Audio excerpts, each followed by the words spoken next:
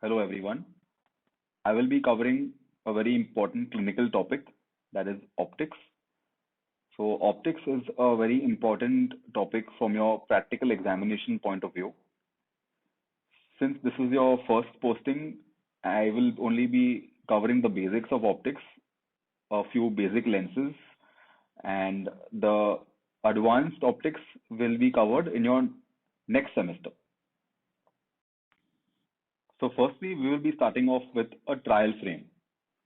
So a trial frame is usually made up of metal or it can even be made up of plastic. A trial frame should always be lightweight and it should have a very comfortable fitting for the patient. Now, a trial frame is always used for testing of visual acuity. Every trial frame always has three compartments. One compartment is for placement of spherical lenses.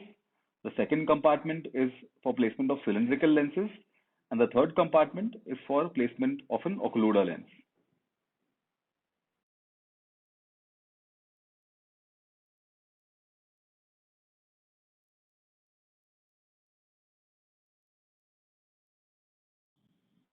Coming to the pinhole. So a pinhole is a black opaque disc which has a central pinhole whose size is around 1 to 1.2 millimeters. The ideal size of a pinhole is 1.25 millimeters. So what is the principle of a pinhole? The pinhole only allows central rays of light to pass through along the principal axis of the eye, and these rays of light are not refracted by the cornea or the lens, and they directly pass through to the macula. The uses of the pinhole. Firstly, it is used to differentiate whether the decrease in vision is due to a refractive error or an ocular pathology. So whenever a pinhole is placed in front of the eye and the visual acuity improves, that signifies that the reduction in vision is due to a refractive error. If the patient has an ocular pathology, the placement of a pinhole in front of the eye will not improve the visual acuity.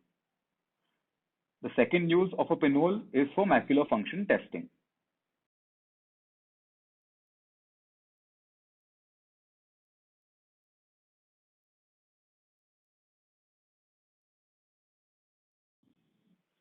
Next, we come to the occluder. So the occluder is a black opaque disc which does not have any apertures. The occluder is used for uniocular testing and to occlude the light reaching the fellow eye.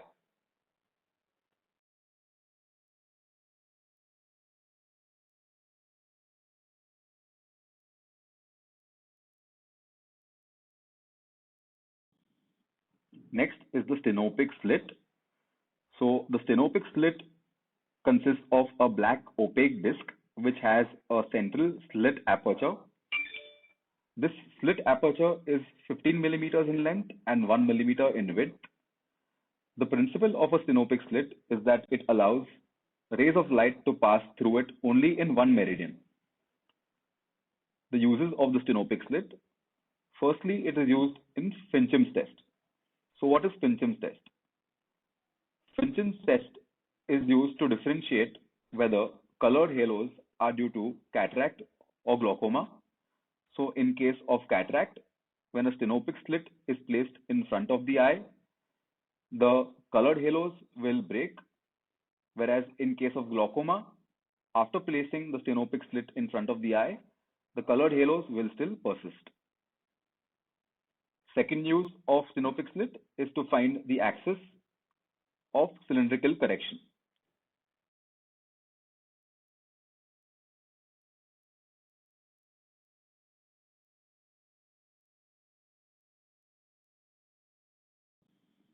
Next, we come to the lenses.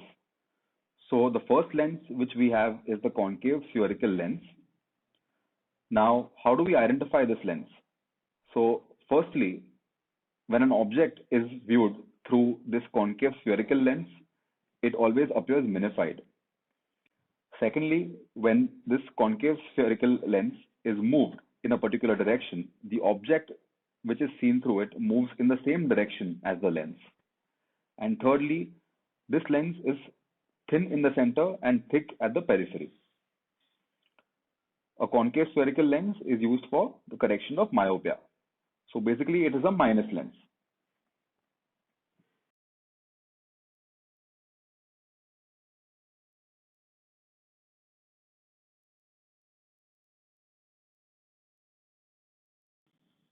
The next lens which we have is a convex spherical lens. So again, how do we identify this lens? Firstly, when an object is viewed through this lens, the object appears magnified. Secondly, when this convex spherical lens is moved in a particular direction, the object which is seen through it moves in a direction opposite to that of the lens. And thirdly, this lens is thick in the center and thin at the periphery. So a convex spherical lens is basically a plus lens. So this lens is used for correction of firstly hypermetropia, secondly presbyopia, and the third use is for correction of aphakia.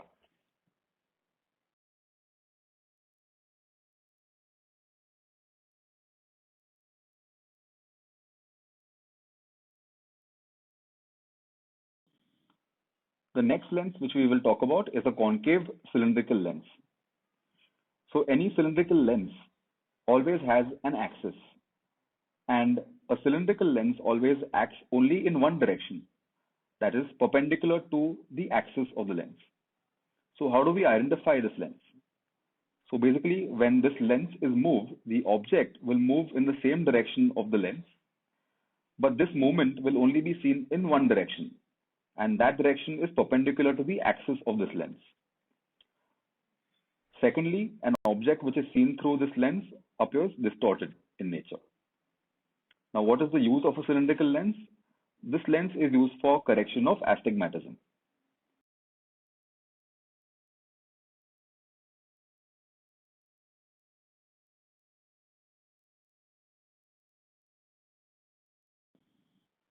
Lastly, we will be talking about a convex cylindrical lens.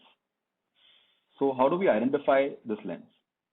So when a convex cylindrical lens is moved, the object will move in a direction opposite to that of the lens.